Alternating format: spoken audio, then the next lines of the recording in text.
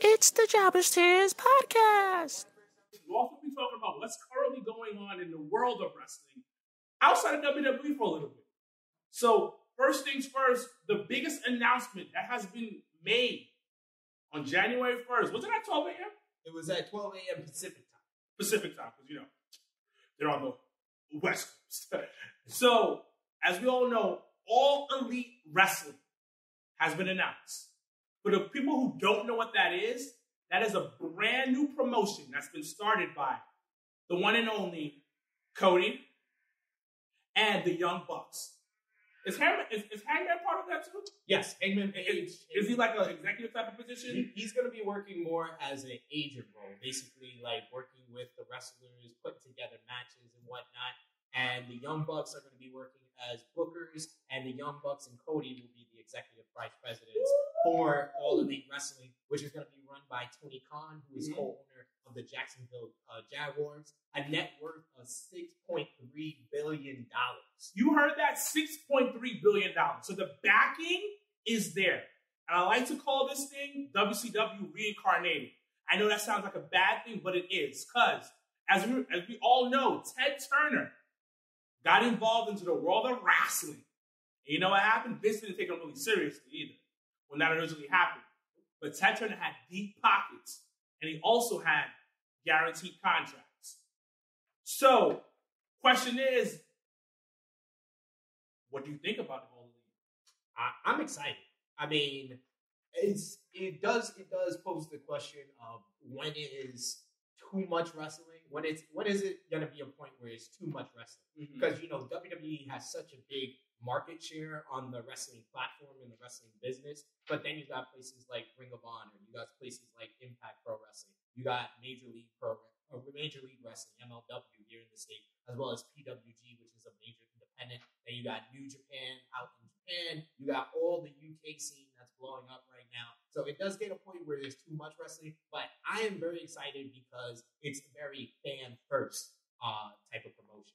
How All In basically got the success that it did, where it sells out in 29 minutes and gets over almost 11,000 to fill the Sears Center, is because it was very by the fans, for the fans. So I feel like I am very excited and very optimistic. The fact that this is the biggest financial backer to get into wrestling since Ted Turner is huge. But the fact that Cody and the Young Bucks will be in charge creatively in some way, and they have their pulse on the wrestling business. More than Vince McMahon, even to the point, I would say more than Triple H, because Triple H has the answer to Vince McMahon. I feel like the Young Bucks and Cody have their pulse on what's currently in pro wrestling and what the future of pro wrestling is going to be. So I'm very much excited. It's a super exciting time to be a pro wrestling fan. And it's a more exciting time to be a veteran pro wrestling fan. WWE is predominantly newbies, younger people, and people who are more on the casual side of pro wrestling. Yeah. And All Elite is for people like you and me who want something new. Yes. But also who need something fresh. New is one thing. The new Jordans that came out, that's one thing. When Yeezys came out, that was something fresh. Something completely different from what the usual thing that was going on. And All is something new to the norm. And the norm was WWE for a very long time. I mean, it's been, what, now 17, 18 years since WWE had really anybody who can financially keep up with it. And the fact that, New Japan has blown up over the last, 4-year period, getting pay-per-views almost 3-4 years ago for Wrestle Kingdom was huge. And it's been a whole domino effect since then. You had the whole trilogy last year with Okada and Omega, which got them major buzz, which confirmed their place as the number 2 promotion in all of wrestling. They are the biggest in Japan, but they are now the number 2 promotion, and that All Elite is now in that. It's finally, for the first time since 2001, we have 3 major promotions that's really going to be getting that big market share. I don't think New Japan's number 2. You don't think New Japan? I don't think it's a legit number 2. It's a number 2, but it's not a competitive number 2. No. I'm not saying number 2 as in competition for WWE. It's the alternative. It's the alternative, but it's also just. It's like, okay. WWE is the annoying hot chick. smoking hot, and New Japan Wrestling she's pretty, cool personality, and you can't get the super hot chick, so you're gonna go to the pretty girl, the next thing. But I'm not downplaying New Japan Wrestling at all. But I'm just saying what All In does now is a direct competition to WWE within the States. Yeah, because I'm assuming it's gonna be. I'm assuming from what I've seen, it's a bunch of 4 Americans running it, helping run it. Yes. It's gonna be statewide, and they're gonna look for different types of deals to do, and it's gonna be they're gonna be running promotions around the country. Yeah. So this is a legit jab right now in the face. It's like, okay, boom, you see me? I hope you see me, because everybody's gonna be talking about me. I cannot keep an eye on me, because what the biggest thing they've been doing lately, and we've talked about this over the past year. They've been scooping up independent talent. Yeah, they've been really want to fuck with these independent talent. Like, yo, just come over.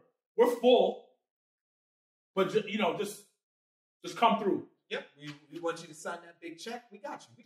Come on. Yo, look, that 6-figure deal, which is not that much, and we're gonna lock you up for like 2 or 3 years. Not gonna make any more money. Not gonna be on TV. You get a free gym though. So like really, like some of these guys have an expensive gym membership. Yeah, that WWE is paying for. I mean, yeah, they're paying for the gym membership, and they're getting paid to go to gym. Yeah, that's basically what they're doing right now. And obviously they're learning WWE style of wrestling. And don't get me wrong, I love WWE. I'm not gonna sit here and shit on it, but we got McDonald's all over the world now. That's just called WWE. Yeah, the McDonald's of pro wrestling is all over the world, which is they're in we talked about it. We talked about it in the UK. Yeah, they're slow. They're talking about going to Japan. Yeah, they're talking about going to India. Yeah, and maybe popping in South America, and get that WWE style of wrestling. But now McDonald's got Burger King. I mean, I feel like more. Yeah, it's more like AEW is Burger King, but going back to like the New Japan versus WWE, I feel like New Japan was Shake Shack. It was WWE is McDonald's, is everywhere, but New Japan was the tasty, the quality in New Japan. I like that. Was the reason why it was the alternative, why it became number 2 in 2017. That's what I'm saying. It's the number 2 promotion. AEW does have to, and the fact that the AEW New Japan relationship is unknown, is kind of up in the air, does give me, cause to be even more optimistic. Because if AEW and New Japan combine their powers together, then that's competition to WWE. And one of the biggest things I talked about it to you before we finish off. I talked about it on your show, was when they get a TV deal. Now, I know what you said. It's not a big deal. TV deal is not a big deal. A lot of wrestlers I've spoken to is like, you don't need TV anymore. But come on. I mean, the fact that All In got them the attention of TV executives, and that they've already been offered a TV deal, but they haven't signed anything. There's no TV deal in place. That's even more exciting. Because it's super exciting. If they get onto a network television and we have, SmackDown on Friday nights on Fox, you got, Raw, which is the staple on USA, and then they can be anywhere from Tuesday to Wednesday to Thursday on another network television. That is big for wrestling as a whole. This is just good news for us wrestling. It's 100% good news, and I think Cody just wants that. Yeah, there's proper news going on and everything. But let's touch on Impact. Okay, Impact had a great year. It did, because Impact financially, we're not saying they had a good year, because it takes a lot to get behind when you're in the red already. It takes a lot to get out of the red. Yeah. But creatively and the quality of their TV show as well as their pay-per-views was tremendously up from 2016 and 2017. Yo, gentlemen, Leo, my brother, Mr. Black. Fuck, guys. So I'll keep your voices down. Love you guys, love you. But anyways, they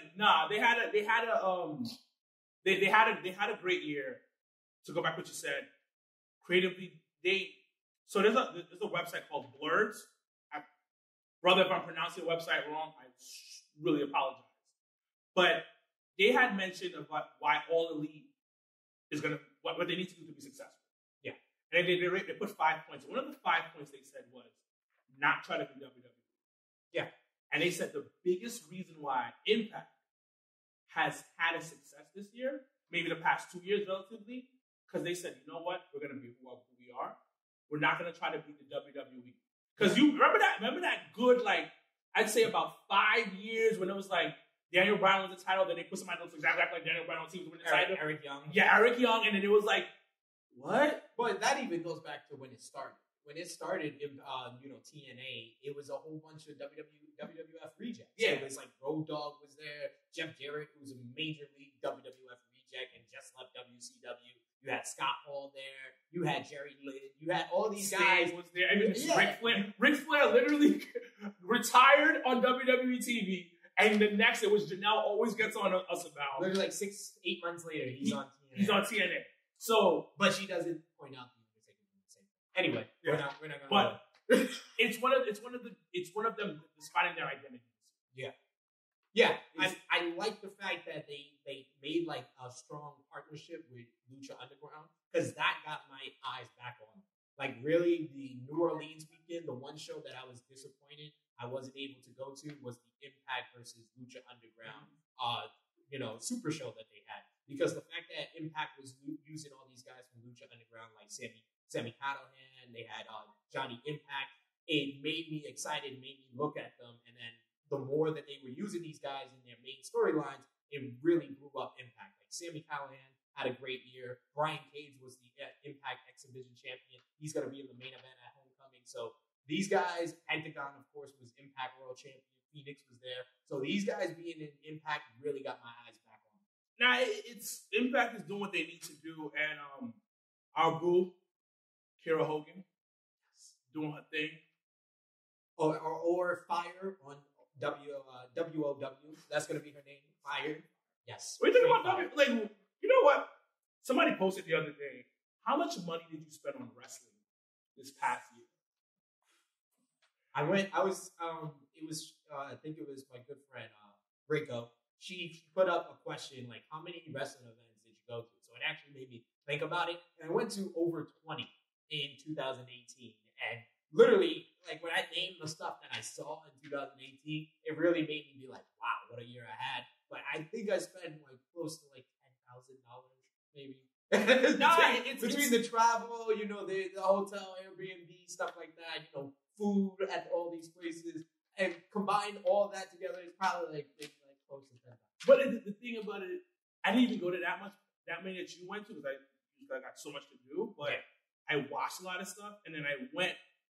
Like there was one weekend, one month I went to. It was every week I was on a wrestling event. Locally, I was somewhere on a Saturday or Friday because I was supporting a friend, or we were at an event, and I was like, "This is ridiculous," but you love it, and literally wrestling is turning into the music business.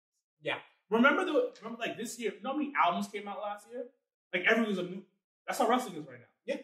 Because of social media, obviously, and the internet, with what's going on, but it's crazy. Like. Quick question, guys. How many events did you go this year that was wrestling related? The video. And we're back live. Sorry for the little, things that was going on. But we posed the question. The question is, how many wrestling events did you go to this year? We'll leave that. 2018. Yeah. Yeah. We're in a new year now. We're in a new year. New year. New him. So, brother, let's dig into this prediction show. Yeah, I guess we can. We start off with Wrestle Kingdom. That's gonna be if you aren't aware, it starts tomorrow night in some of us young people's eyes. It starts at 2 a.m. in the morning for the pre-show. 3 a.m. is going to be the main show. So, I mean, I like to give, Wrestle Kingdom tips to people. So, if you do plan on seeing the show live, please get some sleep during the day because you're not going to make it to the main event. You're not going to make it to the main event if you get no sleep and you try to pull an all-nighter. You're not going to be able to do it. You're just going to pass out on a great match. You're going to miss 5 stars, 7 stars because it's in the Tokyo Dome. So don't do it to yourself. Get some rest. Have your snacks. Have some food ready. Get some drinks. Invite over some friends. I'm going to have some friends over at my house. 2 a.m. in the morning. Going to have the TV real loud. Probably get kicked out of my apartment building. So you guys do the same. All right. You want to go from the bottom to the top? Yes. So the first match on the pre-show, which I said is going to start at 2 a.m. Usually this is the spot for what they call the Rambo. The Rambo is basically their version of the Royal Rumble. Yeah. It's like basically, intervals of people coming out. They do a single elimination battle royal. This year, they decided to put something that's usually on the main card on the pre-show, which is the Never Openweight Gauntlet. Over the last couple of years, the Never Openweight 6-man tag team titles have been defended in a gauntlet. This year, the Bullet Club OGs are the Never Openweight 6-man tag team champions. The Gorillas of Destiny are going to be in the tag title match. Ishimori is going to be in the junior heavyweight title match. So we have a gauntlet to determine the number one contender. So these are the teams, running them off very quickly. We got the Most Violent Players with Taguchi. We got David Finlay, Jeff Cobb, and Yuji Nagata. We got the Chaos team of Best Friends and Hiroki Goto. We got the Suzuki Gun team of Killer Elite Squad and Minoru Suzuki. And the Elite team of Marty Scurll, Adam Page, and Yuji Takahashi. This is stacked as fuck. Can't hear. We are back live once again. We had a little technical difficulties again. My Wi-Fi sucks. So we're gonna start off with Wrestle Kingdom 13. Yes. In the Tokyo Dome. Yes. And in the pre-show, it's going to be the Never Openweight 6-man tag team title gauntlet. This is just a whole bunch of teams, going at it. The winner is going to be the number one contender for the Never Openweight 6-man tag team titles, which is held by the Bullet Club OGs, the GOD, and Ishimori. These are the teams. We're going to run them off. We got the Most Violent Players with Takushi. We got David Finlay, Jeff Cobb, and Nagata. We got the Chaos team of Best Friends and Hiroki Goto. We got the Suzuki Gun team of Killer Elite Squad and Minoru Suzuki. It's a crime that Suzuki is on the pre-show. That man deserves better after his 2018. He's 50 years old and had a great year. And the Elite team of Marty Scurll, Adam Page, and Yuji Takahashi, as I like to call them, Pimps Stud. Okay. Who are you going for this one? For this one, I'm going to go with the Most Violent Players and Takushi. These guys, if you don't know the history between Toru Yano and Togi Makabe, they were a team known as the Most Violent Players for a couple of years. Toru Yano betrayed Makabe back in 2009 to join the, as you might know for you WWE Mars, Shinsuke Nakamura-led Chaos team. He basically betrayed Makabe to join them. And it's been almost 10 years that they've been separated. They just reunited now that Okada and Tanahashi have created the New Japan Mega Powers. So they just got together. So the story kind of leads for them to win this, move on to the 6-man. From what I'm hearing, that is the biggest reason why they should win. When you look at what's going on in this match, for instance, Marty Scurll, Adam Page, Yujiri, they're not going to win. No. Off the rip, we're not going to win because low-key, half the team is going to be opposite. Exactly. We look at Best Friends and Hikaru Goto and Killer Elite Squad. Best Friends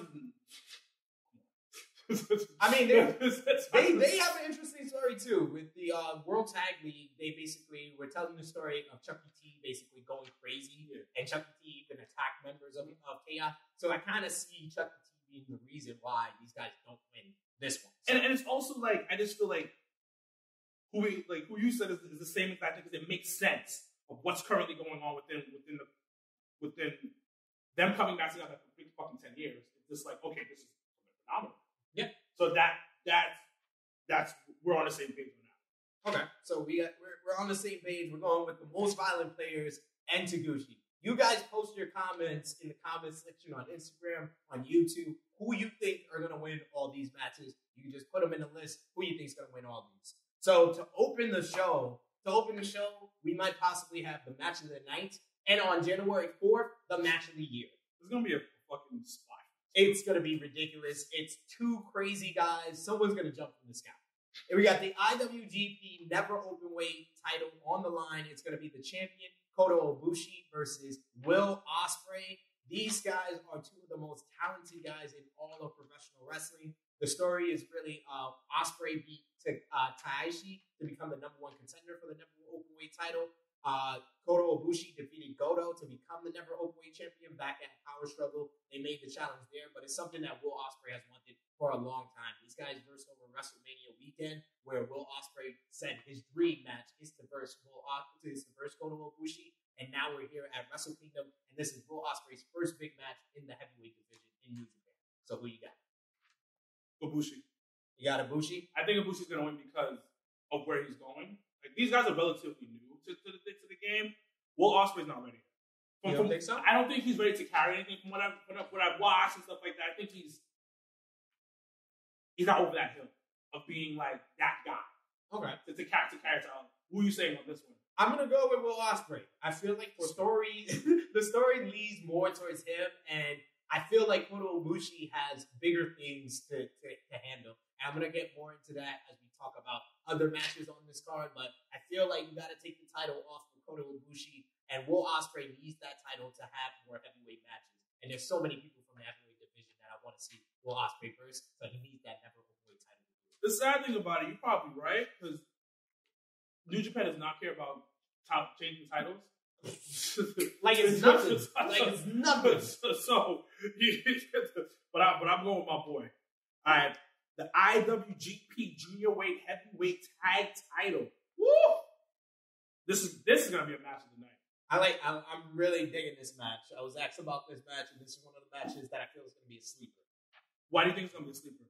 I just feel like the guys in this have something to prove. Like, you got the champions, which is Kanemaru and El Desperado from Suzuki Gun. Mm-hmm. They've been very polarizing as champions. If you know anything about Suzuki Gun, if you watch New Japan, they are the guys that rely on a lot of heel tactics. Yeah.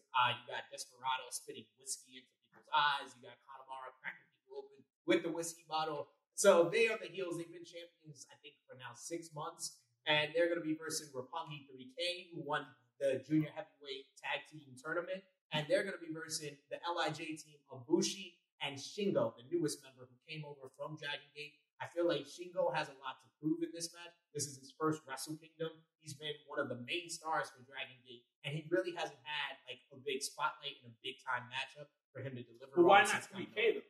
Because they won the tournament. I didn't say I'm picking LIJ. Oh, I'm actually going to go with 3K. I'm thinking 3K. Yeah, I think 3K is going to win because last year at Wrestle Kingdom, they went in as champions after winning the junior tag team tournament last year, and they lost to the Young Bucks in the opening match. So I feel like this is their time to establish themselves as the aces of the tag team. We are kind of keep track of this. I got you. We're totally unprepared. I got you guys.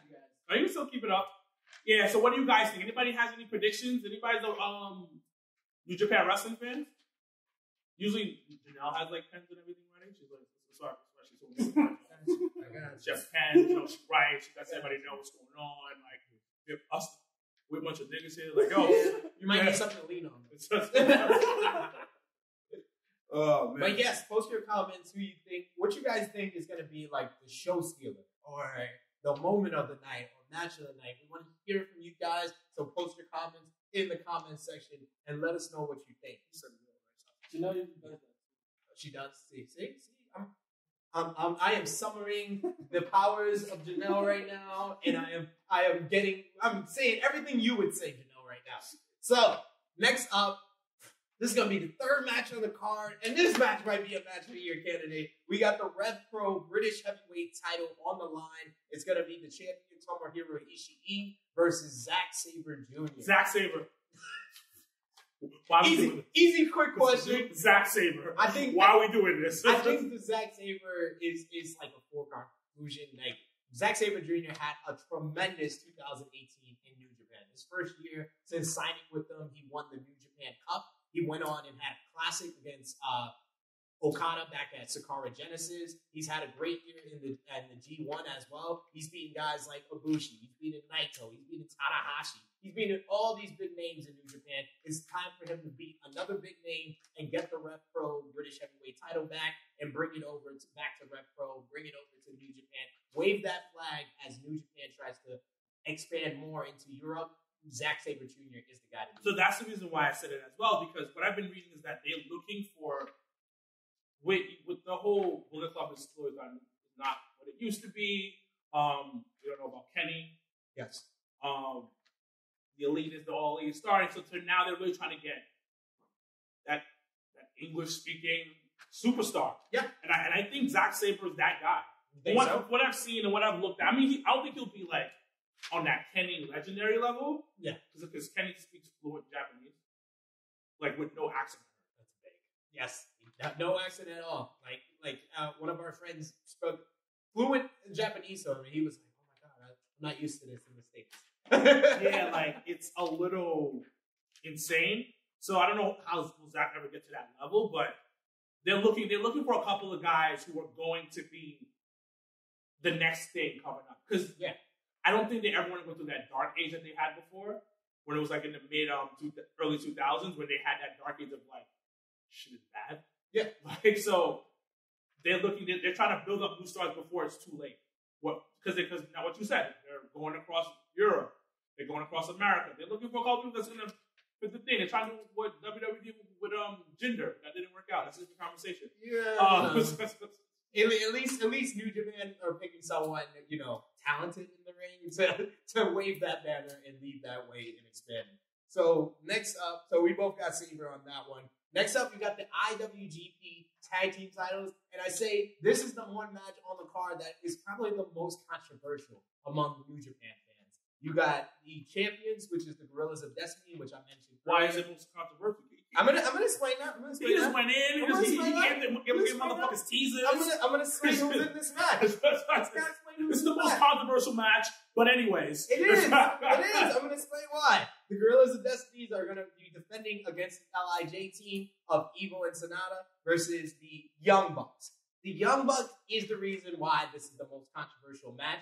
LIJ, Evil, and Sonata, they won the World Tag League, which is their whole big 1 month tournament where they determine who's the number 1 contender for Wrestle Kingdom. They won the tournament. It was supposed to be LIJ versus GOD, a rematch from last year's finals, a rematch of this year's finals as well.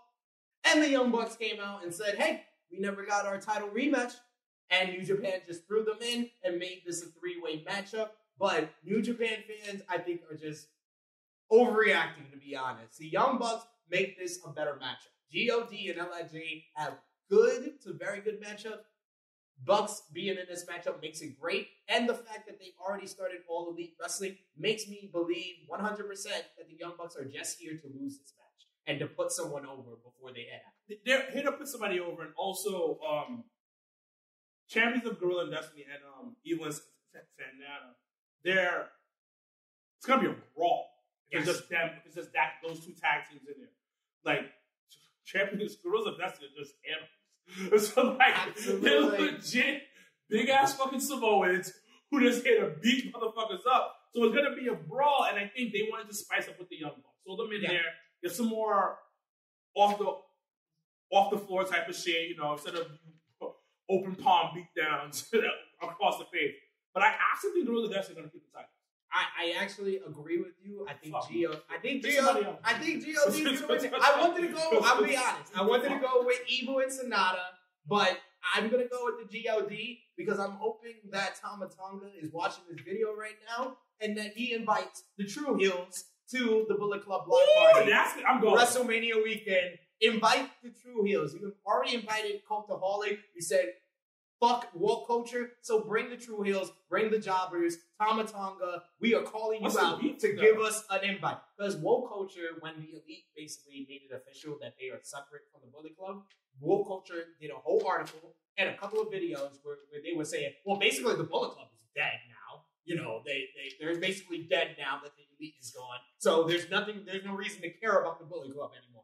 That's on you, woke culture. That's on you. But shouts out to Simon. Simon is the only one that's getting involved. I did see that. I was like, what did they do? And then I was like, oh, y'all fucked up. Now you can tell me. Y'all fucked up. Because they seem like a petty bunch of motherfuckers. Firing squad, yo. See, I'm repping you, Tama. I'm repping you, man. I can't wear the shirt. Like, you saw what shirt I was wearing. You thought I was going to pick against them? Like...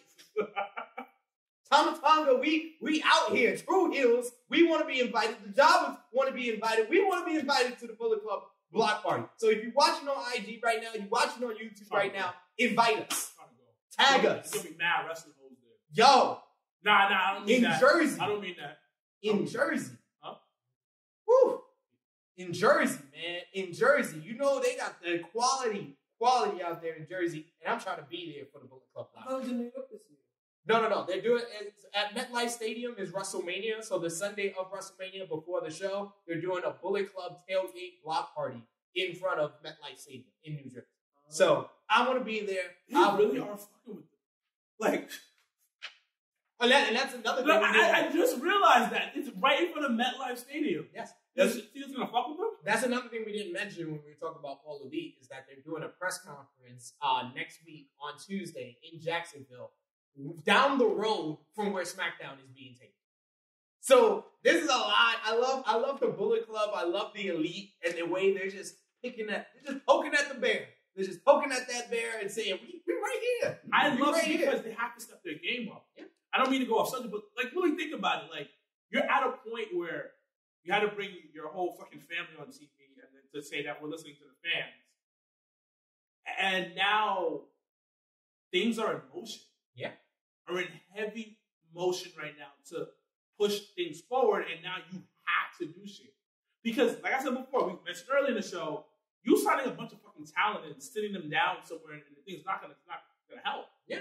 And the fact that, I get into a lot of beef with like one of my good friends, Romeo, and he's always talking to me saying, SmackDown is the A show, and I always tell him NXT is the A show. Mm-hmm. But the fact that wrestling in its most like best quality in WWE is on the smallest brand on their network that is not as viewed as on network television is very telling to a lot of people. And a lot of people would love to go to NXT for the creative opportunities and the opportunities to have great matches, tell great stories. But they also don't want to sign a contract that is literally millions of dollars less than if they were just going to the main roster. So I understand a lot of these guys. I understand guys like Young Bucks and Cody turning down $1 million deal because there's no telling if WWE says, "Hey, you're going to be on Raw." Now, we actually need you on NXT.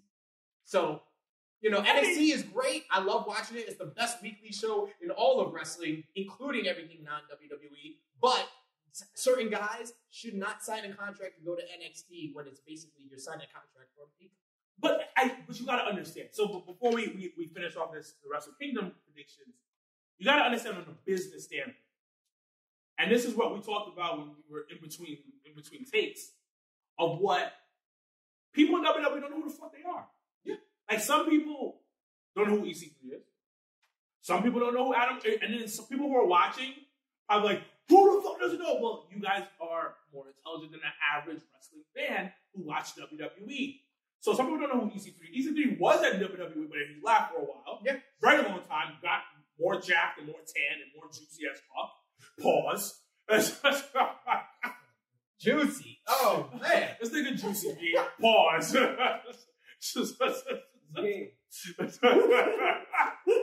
And then you have, like, Adam Cole. Adam Cole, baby! We all know who Adam Cole because of we watch other stuff. Yeah. And Matt Riddle. Yeah. But they gotta take a pay cut though, so they can be introduced to the WWE universe. I feel like a lot of things changed, and one of the most telling things in the last like 5 years was the reaction AJ Styles got to 2016 Royal Rumble. Mm-hmm. That to me proved more than anything that WWE thinks the fans are stupid. It thinks the fans only watch WWE. But that reaction and the fact that he was saying, like AJ said, I was watching his 365 recently. I didn't watch it before. I just watched it recently. It's really good. He actually talked about Vince and everybody in the WWE when he came in, was like, he's a mid-card. He's just a mid-card guy. He's just going to be a mid-card guy for us. And then Vince was like, I want to see that big bull because of the work he did with Chris Jericho and that, seeing that fire in him made them give him the opportunity against Roman. And then he performed that tremendously, gave him the opportunity against Cena. And then once the Cena program was done, he was set. But going in, he was a mid-card guy because Vince did not believe the WWE fans watched any of Impact, even though he was the face of Impact for 15 years. Teach me something about WWE. Oh my God. This guy right here. This guy, this fucking indie market, New Japan motherfucker. Oh, what a little fact for you because I'm watching the WWE Network, which is $9.99. That comes off my debit card once a month. But you know what? This is something you're going to learn. And that was a phenomenal fact, by the way. It's the SP3. Thank you. But speaking of WWE, All In and All Up, the U.S. title is on the line. Oh yeah, and this one is a very polarizing one. And one I forgot who it was. I think it was Mark Haskins from the Tru Heels page. He said this is the match that he feels is going to be the one that kind of disappoints throughout the whole card. And I'll talk about that. But we got the champion, the U.S. champion, Cody, the American Nightmare, Cody Rhodes versus Juice Robinson. And if Juice don't win, I riot. I riot, goddammit. So, what at home think is going to be disappointing? Because Cody is coming off an injury. He had a problem with like his elbow. He had some knee problems, so he's coming off injury. His match against Jay Lethal at Final Battle was good. It was entertaining, but it wasn't the strongest Cody match. It wasn't the strongest match on the card, and yeah, it was very slow. And you can tell that Cody was hobbling a little bit. So that's the reason why he thinks this is not a disappointment. But I feel like Wrestle Kingdom is a night where they light a fire under a lot of guys, and they need to build up these guys for the future, for 2019. Well, Juice is. Somebody said Juice is going to be a 2-time U.S. champion. Yes. Who said that? Yes. Chuck Daddy said. Chuck Daddy, what up, baby? Chuck Daddy, yes. Juice should have never lost the U.S. title, Chuck Daddy. He should have never lost that Fighting Spirit Unleashed. That was BS that Cody won. Well, Juice is a super face. Yes. Like OD super face in New Japan Wrestling, and Cody is a heel. So, going off of what you're talking about, the injury. Yeah.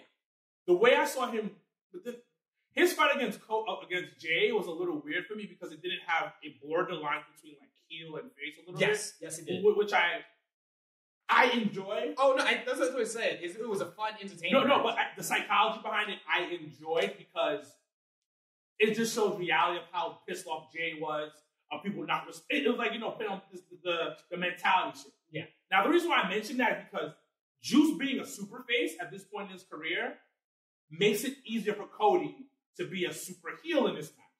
So now I don't have to do anything real athletic. I can break the eyes. I can toss him out. I can have Brandy do a fucking amazing fucking spear. Okay. Cody, all respect.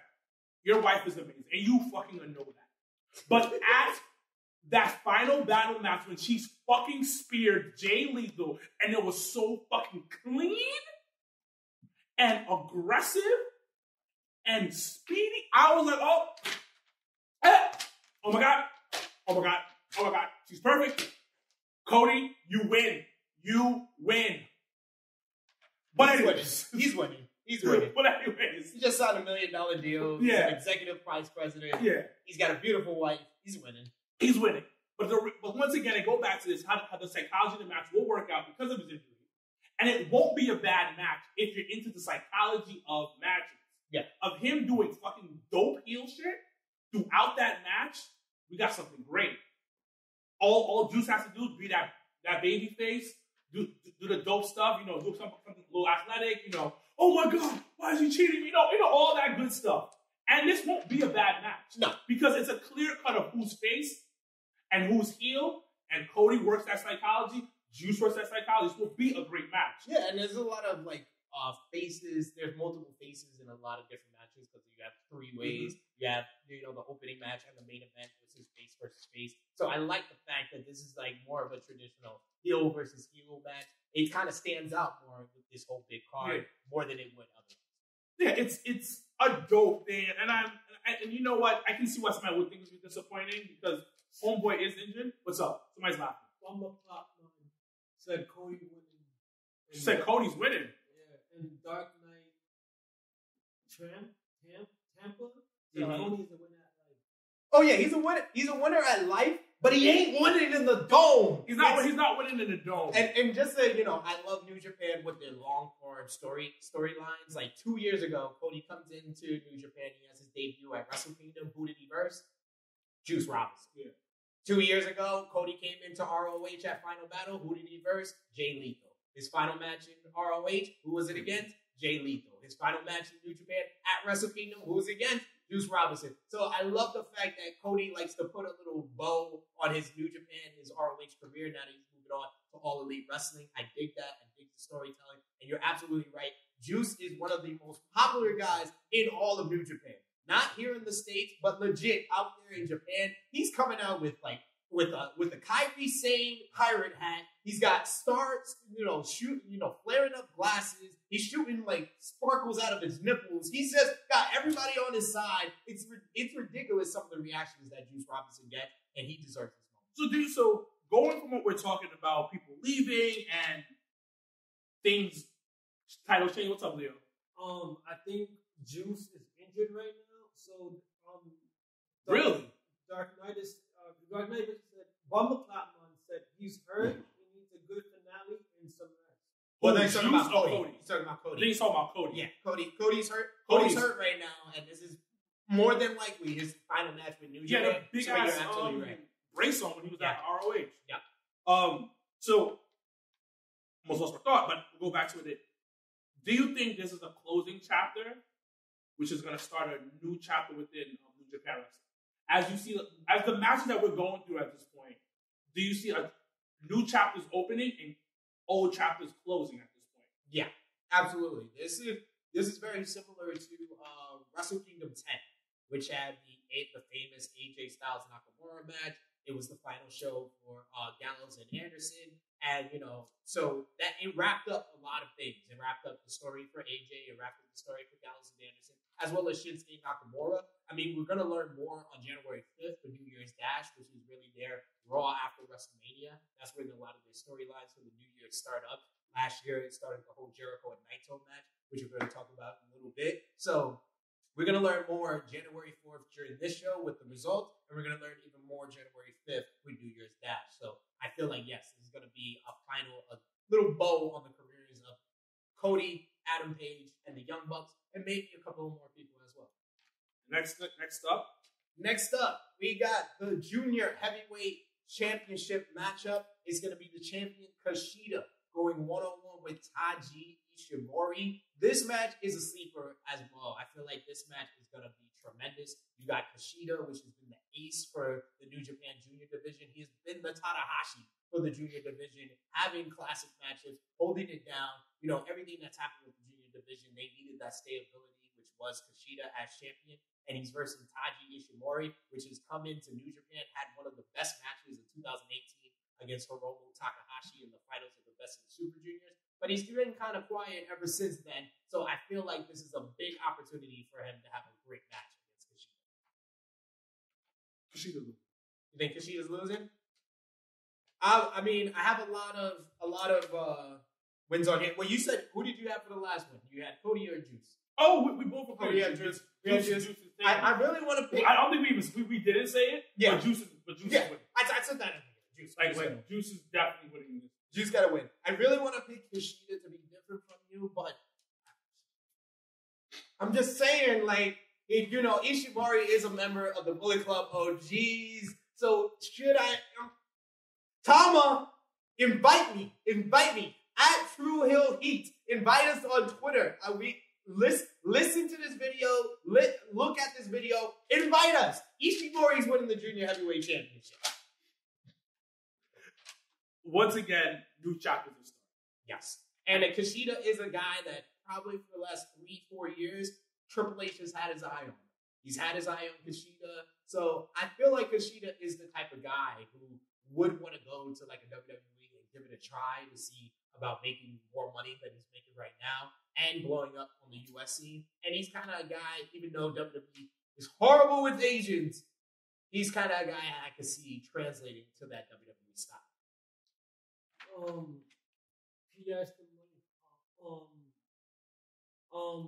Chuck Daddy 7 said the Bone Soldier taking this one, and Hacksaw Jack Duggan said Wilkins talking about Wrestle Kingdom. Oh Lord, and those Tinker threes are fuck you, trash. Jaquan. Jaquan was the comment of the show so far. We're just talking about something different. Oh yes. By the way, did you do your workout? I threw him into the lake of reincarnation, Jaquan. I told you this. Tru Heel Heat 20-1 was a magical place. All right, let's talk about the next one, which is not a title match.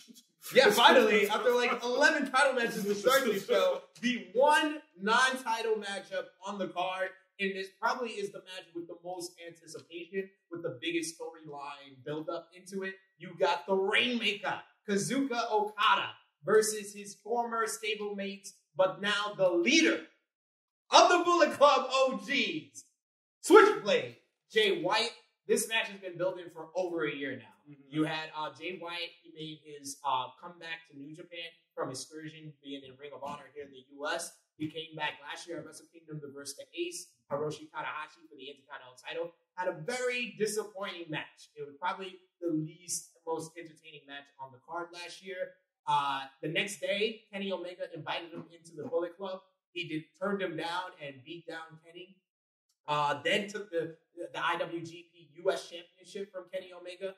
After he turned down Kenny, the following day he joined Chaos at a press conference on January 6th, and he told Kazuchika Okada he is in Chaos by convenience, and that he will come for Kazuchika Okada. He lost the U.S. title. I was there live in San Francisco. We talked about earlier the Juice Robinson.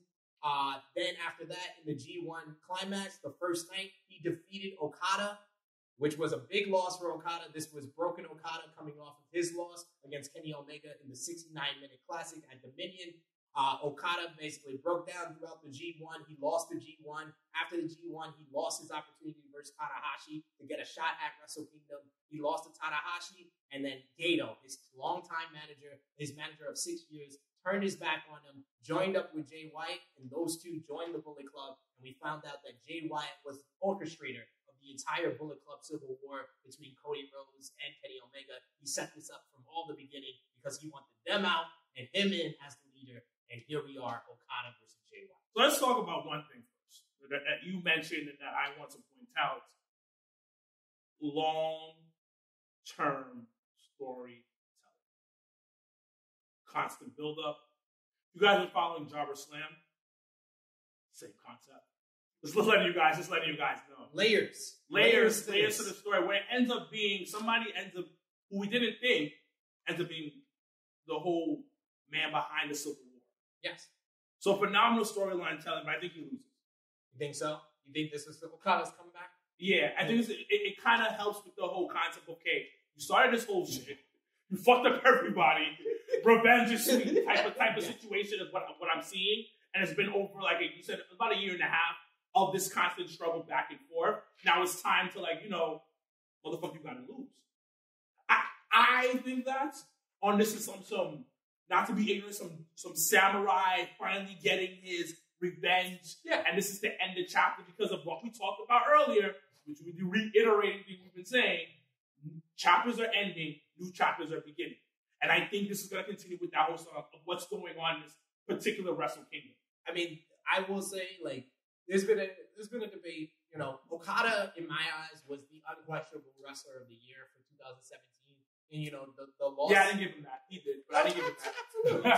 2017, he owned to that. This man had more 5-star matches than there are 5-star matches to begin with in 2017. So that man deserved it. And he did big business for New Japan. New Japan had their biggest success yet in 2017, which was eclipsed this year in 2018. He set the record for the IWGP title defenses and the longest reign. He was champion for 700 days, had 13 title defenses, had a classic against Tanahashi to break that record. I think we're sold. He's losing. Jay White is the leader of the Bullet Club. This is to confirm the Bullet Club. I picked the Bullet Club throughout this whole night. The GODs will win the tag team title match. The Ishimori is going to win the junior. Don't you see the storyline being told? It's he has to get his revenge. No, you need Jay White. Jay White, it has to fill in the shoes of Kenny Omega.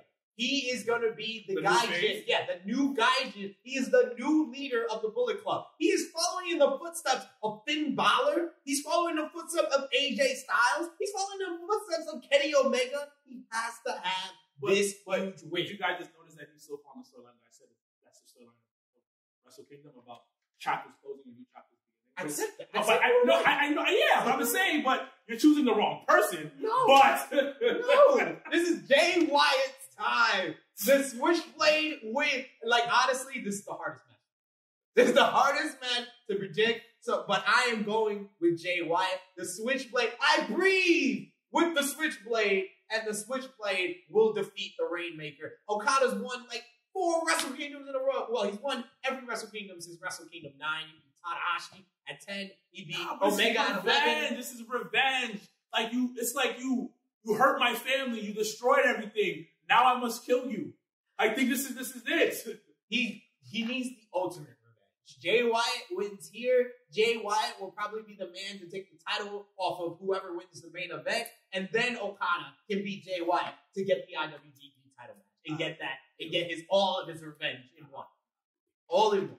All right. The reason why Sir Wilkins became a fan of New Japan Wrestling, one of the greatest stars to ever step into the ring, in my opinion, an OG to the WWE market me, the champion Chris Jericho, Intercontinental IWGP title match against Tranquilo Tetsuya Naito, the leader of LIJ. Let's consider this guy's Japanese right here. The leader of Los Ingobernables de Japón. Yes. This match, I give it is going to be one of the best matches of the night, but then it's not saying much because most of these matches are going to be phenomenal. But the storytelling behind it, because I love the storytelling, what Jericho has done with this match, what with this whole feud, and like it's just this is fun. This match is going to seem very fun to me, and Jericho wins. This is going to be a brawl. This is going to be, I think Jericho, he's going to show some color in this match. I think Naito showed color back at when Jericho attacked him before Dominion. And this is another match that has a 1-year build. It started on January 5th last year because Jericho was upset with Naito being offended by the double main event last year for Wrestle Kingdom 12 when it was Alpha versus Omega and Naito versus Okada. Naito said there's only one main event of Wrestle Kingdom. He said, I'm not this man. They ain't all main events. They ain't no double main event. I'm the main event. Jericho, you're not. Jericho took offense to that, attacked him at New Year's Dash, and they've had a 1-year storyline. Jericho took the title from him at Dominion. He's been the Brock Lesnar of New Japan, as some of you fans have been calling him, or Mini Lesnar, as some fans have been calling him. And it's time for Naito to kick off his 2019 on the right foot. Last year, one of the most disappointing outcomes in the entire 2018 for a lot of you New Japan fans, as well as me, was Naito not winning the IWGP title in the main event of Wrestle Kingdom 12 against Okada. In hindsight, it was the right move. Okada set records. He set attendance records as well. Made New Japan a lot of money and had that classic against Omega where he lost the title. So you were right, New Japan. You were right, Gato. But start Naito on the right foot for 2019. He needs to win. I'm saying all right. It's all good. WWE Mark, New Japan Mark. All right. Last match of the night. The main event. It is for the IWGP Heavyweight Championship.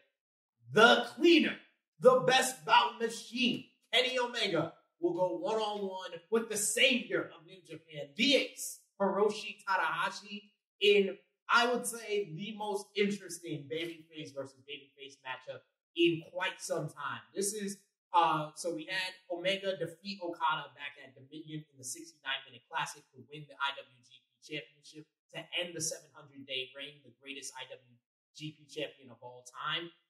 Hiroshi Tanahashi made his comeback, showed the world that 41 years old, he wasn't done when he won the G1 Climax 28, defeating Kenny Omega's partner, Kota Ibushi, in the finals. And ever since then, ever since this match became finalized, it's been basically a stylistic challenge. It's been the Inokiism and the traditions of New Japan with Hiroshi Tanahashi versus the evolution of New Japan and taking the business at New Japan to the next level with Kenny Omega. It's more of a question of who is the real hero here? Who is the hero? Is it the ace, the tradition of New Japan, or is it the cleaner, the best bout machine, and the future of New Japan? So, who you got? This was rough for me because of the current rumors that's going around right now. Yes. And you kind of want to be like, the easy pick for me is Kenny. Because it makes perfect sense. He is legit the face of New Japan Wrestling at this point. Because you raised what you said. Yeah. It's old school versus new school. But it's that rumor in the back of my head. It's like, okay, he might be leaving soon. But then the smart mark in me saying, why would he leave? Because he's the face. Yeah. It seems like, I feel like the whole question about the partnership between AEW and New Japan being up in the air, it's more up in the air because of Kenny Omega. Kenny Omega is that partnership. He is the direct physical representation between a partnership between all of the wrestling and New Japan. So the outcome of this match will tell us a lot about that. It'll tell us a lot about his future, a lot about the future of New Japan. So it's a very hard match to predict. And I love the story, the different layers that the storyline has. Like you said, new school versus old school. I said tradition versus evolution. And you also have Kota Ibushi in play, because Kota Ibushi is the best friend, the golden lover of Kenny Omega. But his idol, his mentor, the person that he said was the person that he dreamed of being, is Hiroshi Tanahashi. So he's being pulled in two different directions. But do you think he does something to the match? With New Japan, it's never about someone getting involved. I feel like Kota Ibushi needs to be at ringside because his facial expression during the match will add a lot to the match. I don't think he will get directly involved physically, but his presence at ringside will give a lot to the match. I think Kenny wins, and it's for the company where the company's at and what they're trying to do. Kenny has to win regardless of what happens in the future. Yes. Because his contract is up January 31st. So they have a little bit of time after Wrestle Kingdom. They can do something after that. Yeah. But as of right now, I think the top dog keeps it. Top dog. WWE word. In New Japan, third type of competition. People are going to be mad. The top dog keeps it. Kenny keeps it, and we just wait after that. A lot of me, before All Elite Wrestling and learning more about it and the whole question of if they're going to partner up with New Japan, I honestly was with the Tanahashi win. I was like, it seems like a foregone conclusion that Tanahashi is going to win. And if you guys are Being the Elite fans, if you saw the New Year's Eve edition of Being the Elite with Kenny's Quest, he put out basically a video that he said was supposed to air before the main event, where it basically was a video game. It was a young kid playing a video game where he was Kenny Omega versus Hiroshi Tanahashi. And a lot of the dialogue in what Tanahashi was saying was like, you're the heel. You're the heel here. And Kenny was showing more that he is the hero. He was showing mercy to Tanahashi, saying he appreciates what Tanahashi has done for New Japan. And the fact that New Japan didn't want to put that out there, it shows me that it's not peaches and cream between New Japan and Kenny Omega. In that whole video game, one of the powers that Tanahashi used is that he used the power of the president. They had Harold May next to him, and basically alluding to Tanahashi having Harold May on his side against Kenny. So it's some of those things like did make me say Tana might win, but I'm going to agree with you. I think Kenny Omega should win because his title reign to a lot of people has been lackluster. The second half of the year, he was dealing with injury, especially after G1 Climax. So I do think Kenny needs to win, and he should. So you mentioned something before we move on to our next segment. You mentioned something about the president. How's it being? Yes. One of the biggest rumors that's been going around of why people think Kenny's going to leave and other wrestlers are going to leave New Japan Wrestling is because the new head guys in charge aren't real wrestling fans. They're more business people. Yeah. So him putting that video out does say a lot and does make sense of why he should lose. But the reason why I mentioned that is because of why he might be leaving and why other talent might be. Because the word around the streets and in the wrestling kingdom of the world is that people are unhappy. Yeah. A lot of people feel like they're not being treated the way they used to be treated before. So I want to leave you guys on that of a little bit of something to think about of as we move on towards the new year, because we're only like a week in the YouTube world, but only like a few days in the IG world. So once again, we've talked about Impact.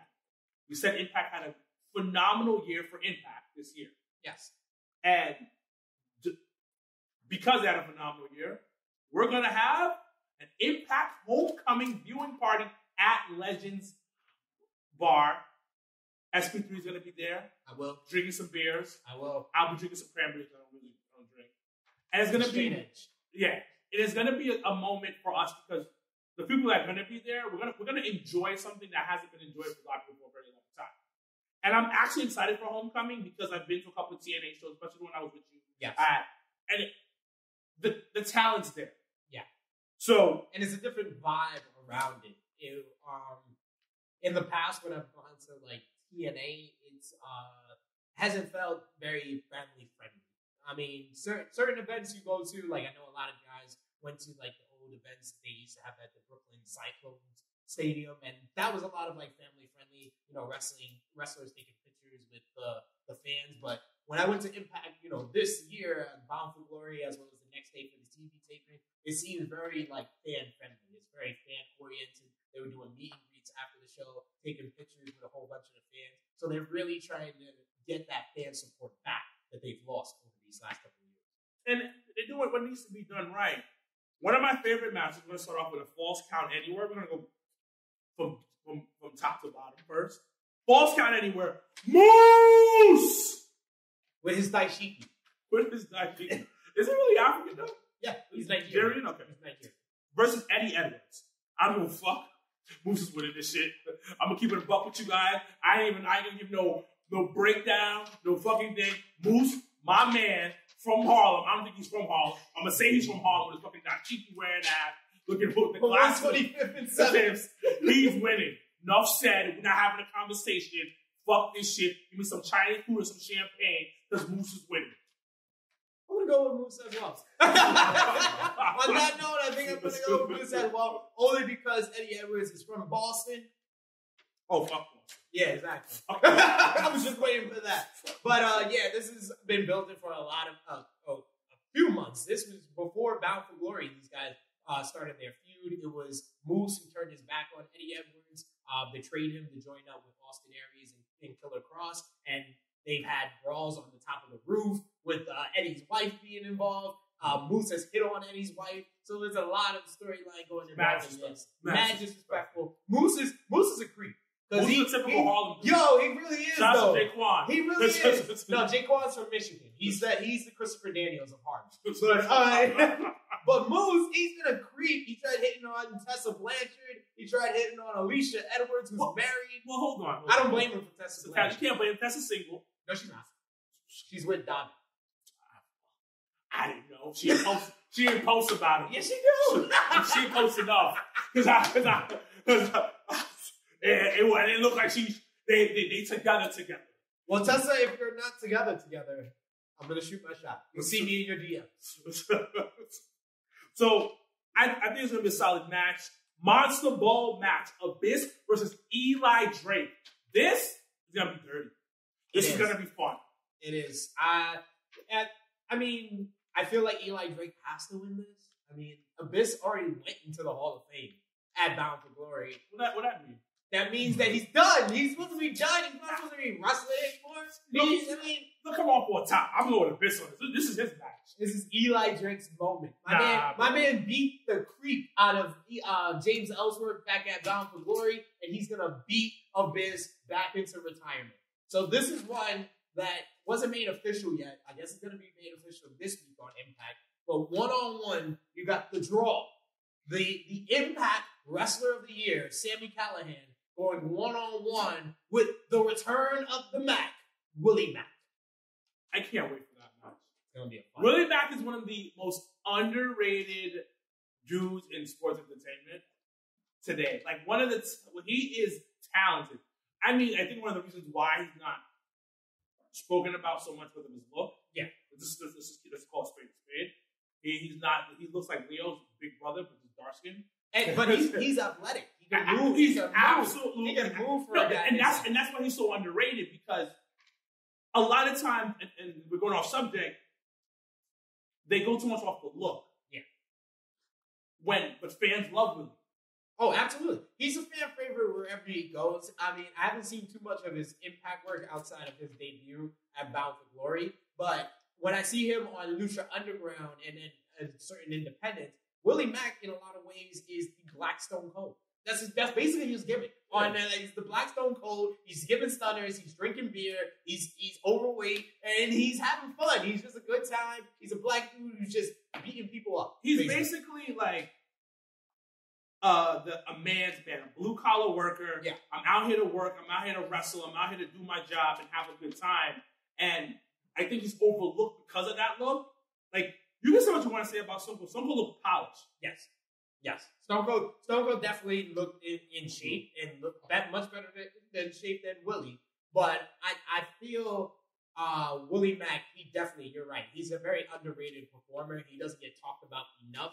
And it's his majority of that was because he was mainly on the West Coast.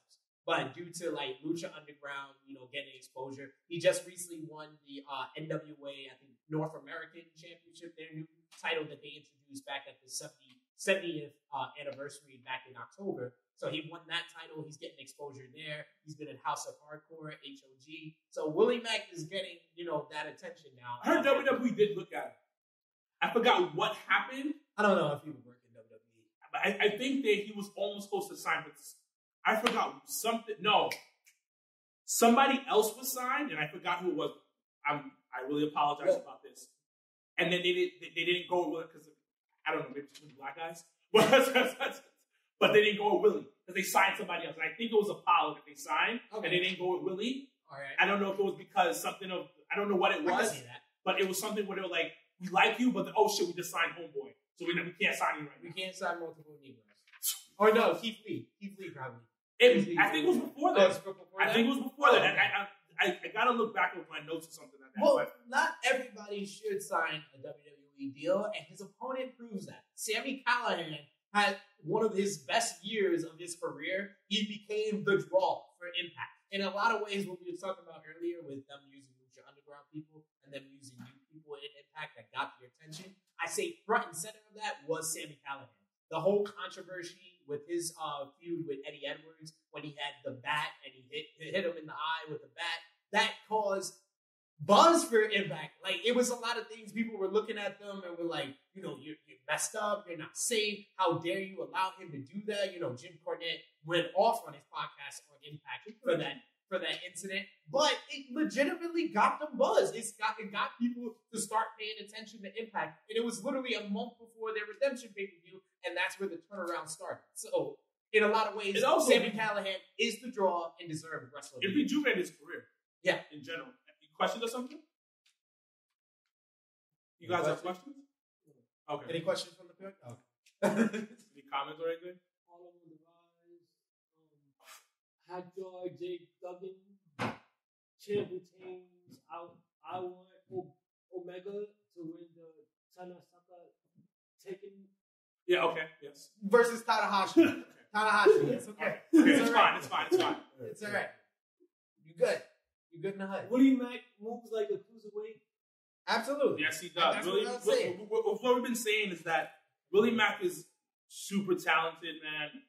And I've met him in person, and that man looks like some regular dude off the streets. But that's the beauty about it. I've spoken to a couple of, going off subject again, like I usually do, a couple of like indie guys who like trying to come up and stuff like that. They said that's the look now. Yeah. That's the future because now that WWE is going on that performance enhancing like testing and stuff like that, certain stars get away with it. Different conversation. Part-timers. Yeah. You gotta look, it's okay to look normal. Yeah. Like a human being, but somewhat in shape. I think in a lot of ways it's relatability. It makes the fans be able to relate with you. And that started with, the CM Punk and Daniel Bryan's of the world. Yeah. They created that being acceptable in the WWE and proving that could be a draw for the WWE. Because CM Punk and Daniel Bryan were two legitimate draws for the WWE. Daniel Bryan, not so much now that he's a heel and he's the new Daniel Bryan, but that's a subject. Well, okay. Different subject. But in this match between Callihan and the Matt, I'm gonna go with Sami. I'm going with Willie. You wanna go with Willie? I'm going with Willie. I think this has come up now. What's going on? Impact World Tag Team Championship match.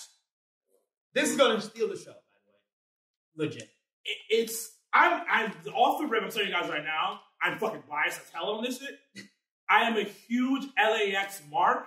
I love these guys. I think they're literally the best tag team in the world. Second is New Day, but LAX is the most talented tag team in the world. But they're facing somebody else, the Lucha Bros. I don't care about Lucha Bros. I don't care. LAX is winning this match. They are the most talented people of group. Oh my! Let's just say this. Let's leave it alone. Let's not even continue this conversation. LAX got it. They got it. I'm throwing it up. LAX. So first of all, number one, the Young Bucks are the most talented, best tag team in the world. Yeah, the Young Bucks. Young Bucks don't got swag like LAX. No, they don't.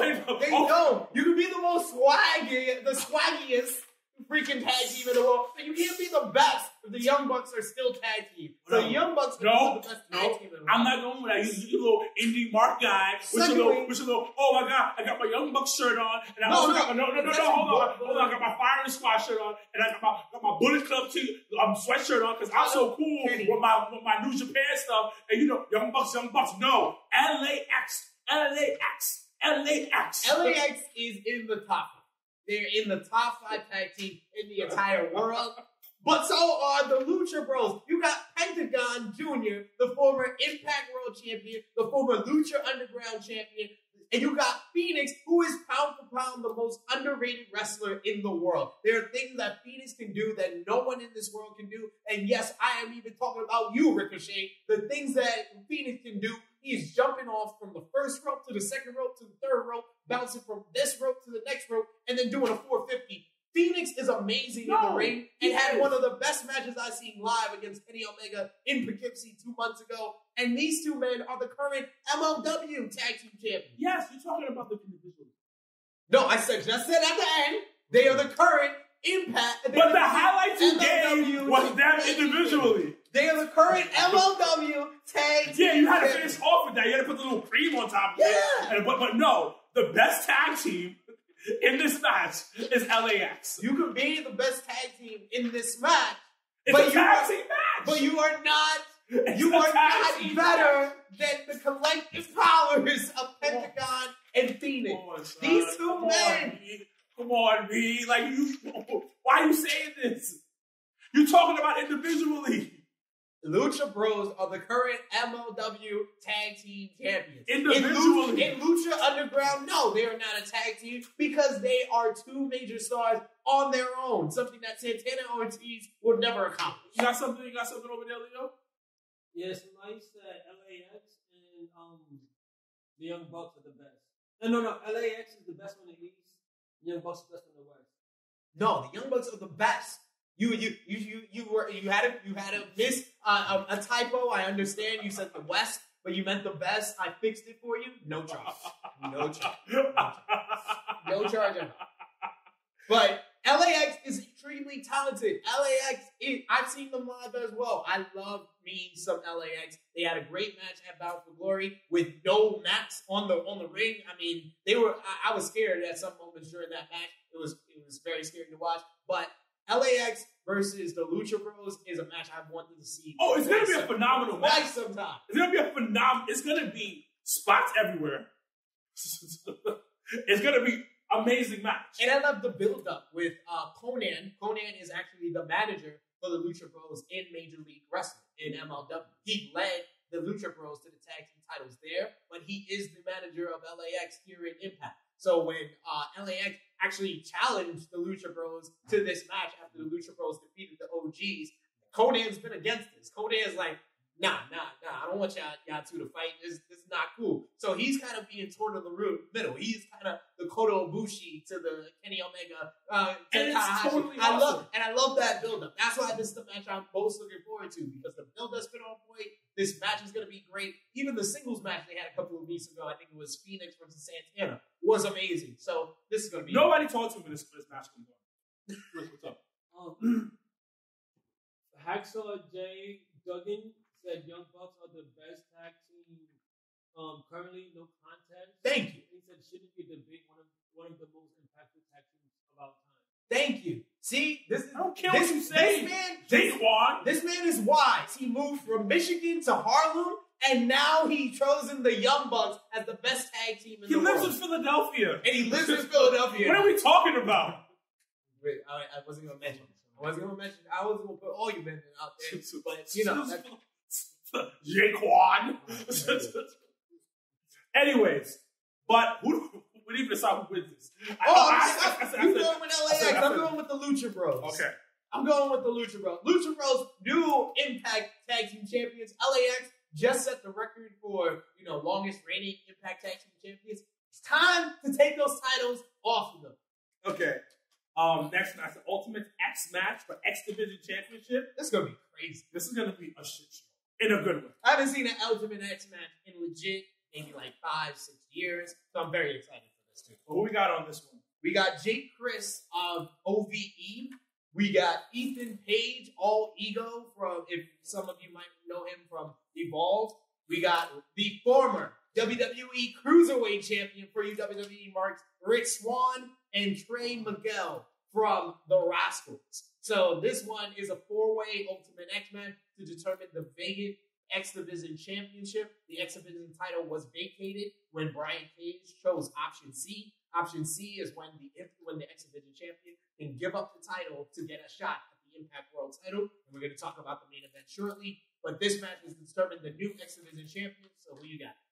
I'm going with Ethan Page on this one. All Ego. I think it's his time. Like he's going to be thing. My second pick, my dark horse in match is Rich Swann. I honestly want to go with Rich Swann. Because he's been in Impact for a couple of months now. He's gotten shots at the X Division title. He had a great match through the team that we went to where he versed Brian Cage, but he hasn't got his signature win. I can see that. He won the opener at Bound for Glory, but that was a tag team match. He hasn't had that signature singles win, and the X Division title, it's gonna get some buzz for Impact having the X Division title on Rich Swann. Rich Swann winning that X Division title, and a lot of people that have talked to him, you being included, a lot of people that I know that have talked to him, he in his mind, says in the future he's going to be back in WWE, but putting that X Division title on him and making him the new leader of the X Division is going to show a lot and get a lot of buzz for Impact. So, I like to elaborate on shit. He likes to mention shit and then just what? I did explain. Bro, you said that he's going to go back to WWE and then explain. So well, you explain it. He talked to you and he talked to me. Listen, you don't got to say, we got a name drop. I'm saying. Listen. So, this makes him hot. From what you're saying, this makes him hot. And the reason why you mentioned the WWE thing is because once he gets hot, you can't ignore him. Yeah. So it makes sense. And that's why I said he would be my dark pick for the match. But I just like to pick. You gotta understand, I don't go off of logic, I go off of feeling. Because I'm Haitian. And full of emotions. We got emotions and we got our ancestors talking to us. So that's what we go off of. They be talking to us in the sky and like, yo, listen, Ethan Page is winning. Anyway, but the reason why him getting that title, from what you're saying, he gets hot. Yeah. And if he gets that title even hotter, WWE has to re-sign him because 205 for the most part is dead. I mean, it's having great matches. But you have one of your top guys who's possibly moving up. And then what are you doing? Buddy Murphy right now, I mean, he is the champion, but is he what's going on with that whole situation? Well, they're having a fatal 4-way at the Royal Rumble. I know Akira Tozawa was in it. Kalisto's in it, and I think Cedric Alexander is going to be in it. So what people care about in that match? Buddy Murphy and Cedric Alexander. Exactly. That's the problem with that. And they need somebody hot to come down, which is Rich. This is going to be one of my favorite matches of the night. I am, besides being a Kira Hogan massive stan like you are, I enjoy Tessa. Oh, I love Tessa. Tessa is one talented motherfucker. Tessa is delicious. He talked to her. Described it like she was a plate of food. She's delicious. It's delicious. Oh my God. So where we going with this is because it's the Impact Knockouts Championship match. Tessa Blanchard versus who? Taya Valkyrie, the wife of the Impact World Heavyweight Champion, Johnny Impact. And Taya, comes from Lucha Underground. She comes from Mexico. She was considered the best women's wrestler out of Mexico. So this is going to be a very good match. At Bound for Glory, in my mind, they had one of the best matches of the night. Great Impact title match. And this has been building ever since then. And the added, element to this, because of the finish at Bound for Glory, where Tessa kind of cheated, is that Gail Kim, Impact Hall of Famer, will be the special guest referee. So the key word, Hall of Famer. Gail Kim is the special guest referee. And I love her being that special guest referee. And I love how Impact treats her like the legend that she is. Yes. I totally enjoy that. She is their Trish Stratus, Lita, all rolled into one. Oh, that's the woman, only because Awesome Khan now, because Awesome Khan would be the leader to her Trish, because those two are the mainstays that created the buzz that was the Knockouts division back in 2007, 2008. But her being in this match kind of is very cool, because the Impact Knockouts division have made a comeback. It's kind of gotten that buzz. Exactly. And it adds that element of legendary status with respect. Yes.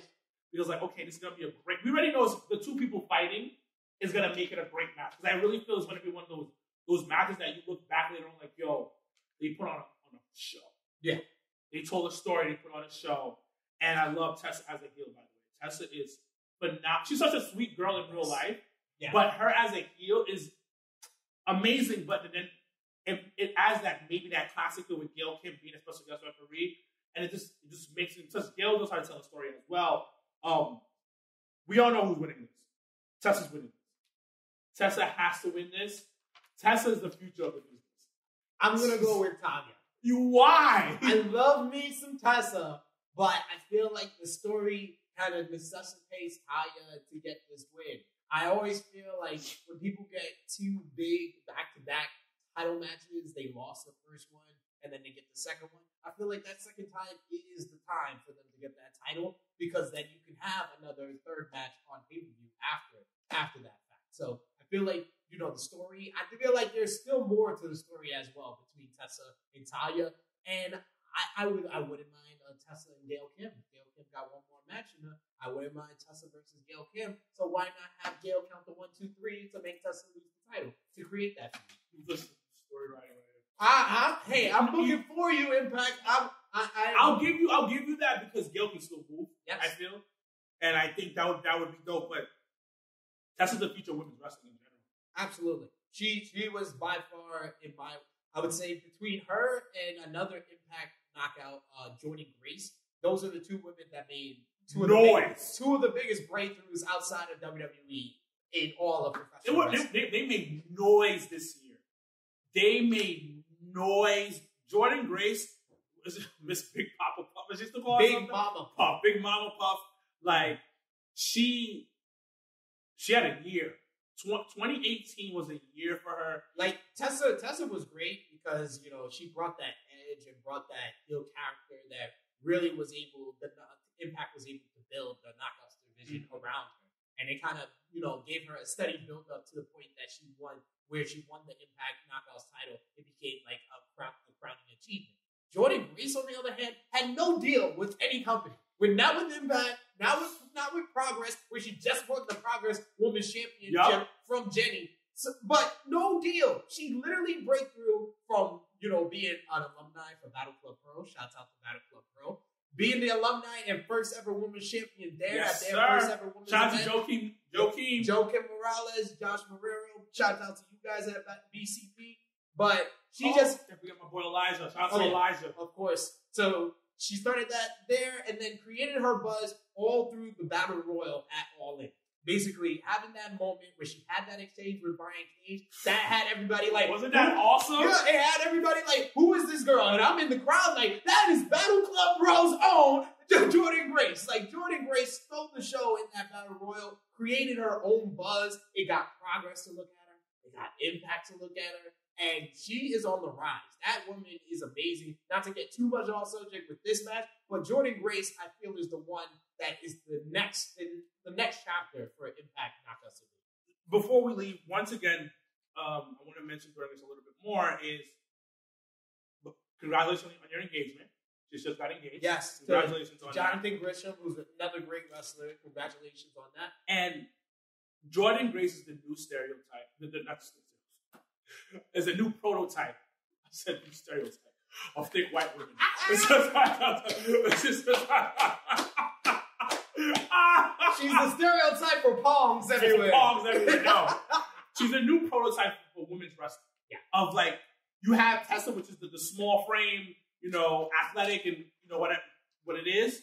And her, Jordan, being that thick woman but's in shape. Yes.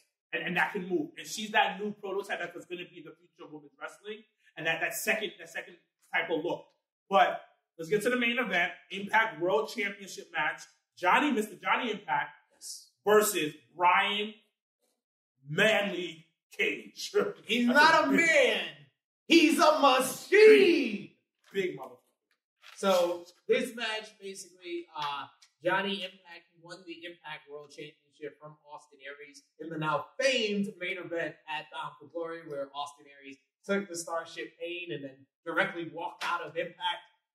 He's been holding it down. He's been their fighting champion with victories over Phoenix, victories over Killer Cross. Brian Cage, on the other hand, won the Impact X Division title back at Slammiversary last July. He was the champion for the last, 6 to 8 months, and had a big feud with Sami Callihan. He beat Sami Callihan about a month ago and basically said that he was invoking Option C. Option C was created by Austin Aries, ironically enough. He created that when he was X Division champion, where he gave up the title for a shot at the heavyweight championship, which at the time was Bobby Roode. He beat Bobby Roode for the heavyweight title, and Option C was born, which Brian Cage has invoked to create this main event for Homecoming. Now, this match, I think will be really good. It's a completely different worlds of styles, somewhat, because Brian Cage is very athletic.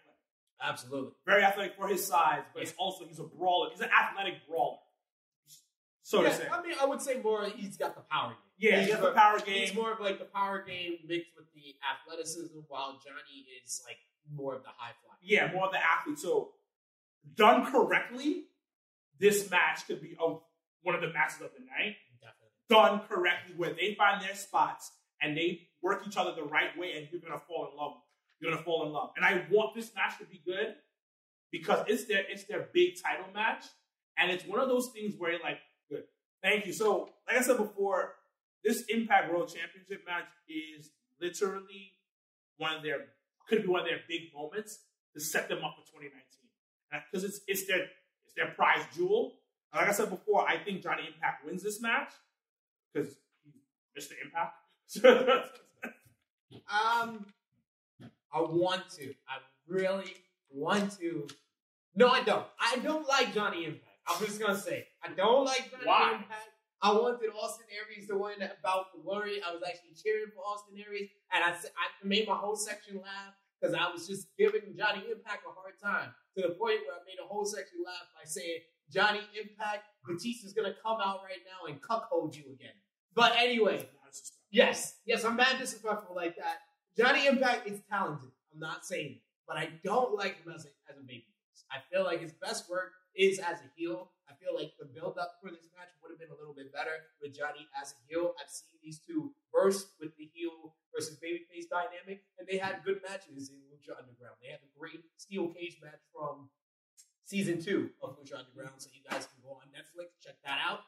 But these two have great chemistry because they're good friends. These guys, travel from the U.S. to Mexico, back to the U.S.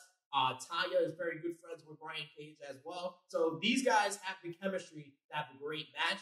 But like I've been saying this whole show, this is all about creating the buzz for 2019 for Impact, and you need a new face for that. You don't need an ex-WWE superstar as your champion. That's a good point. That's actually a really good point. You put the title on Brian Cage. You've been building up Brian Cage for over a year now. You brought him in, and he defeated Bobby Lashley on Bobby Lashley's way out the door to WWE. You made him undefeated for all these months to the point that it took 3 people at Bound for Glory in a 6-man tag for him to get his first pinfall loss. And he still hasn't lost in one-on-one competition. Brian Cage, this build-up has been all building up for him to win the title at Homecoming, and I feel like that's the right move for him. Well, you have it there. This is a special episode. Sir Wilkins here, the Job and Tears podcast, SP3 of the Tru Heels. We just did a little prediction show on Wrestle Kingdom 13 and Impact Homecoming show. And remember, this weekend, on Sunday, we will be at Legends for the Impact Homecoming show pay-per-view viewing party. By the way, follow this man on Instagram and all sorts of social media. Put your shit out there.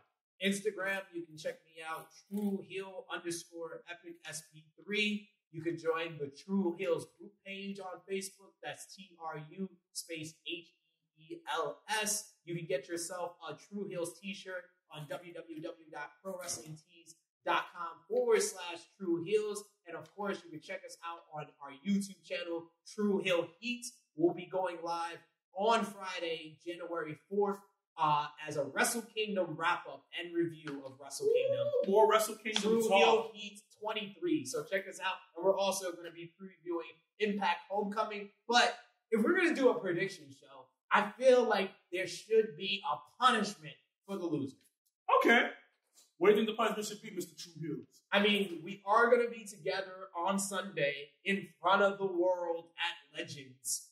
So I feel like you guys always do these raffles. You know, you give great grand prizes. I got to say, you guys should come out to Legends. If you want to win a prize, buy yourself a raffle ticket. But I feel the raffle, you should raffle when you lose, because you're going to lose. You should raffle, give people tickets, and they should buy a raffle ticket to give Sir Wilkins a chop. A chop challenge. Bare chest chops to Sir Wilkins when he loses this prediction challenge. Because as everybody knows, if you watch Tru Heel Heat, if you watch the Tru Heel debate of the day, and if you see me versus Baby Seth or see me versus this gentleman at Jobber Slam 1, SP3 never loses. I'm like Undertaker at WrestleMania, except I get to the ring a lot damn faster. But there you have it there. There you go. I've accepted it, and I will see you guys. Same thing. Wait, what? No. What? I got a special one for you. For you, because of what happened at Jobber Slam 2. Yeah. If I lose, by some way I lose. Yeah. Jobber Slam 3, I'll go one-on-one with your brother, Mr.Black. Okay. We got that. You heard it here first, ladies and gentlemen. Taxi, Uber. Yeah, we gotta cut the camera. Cut the camera off. Cut the camera.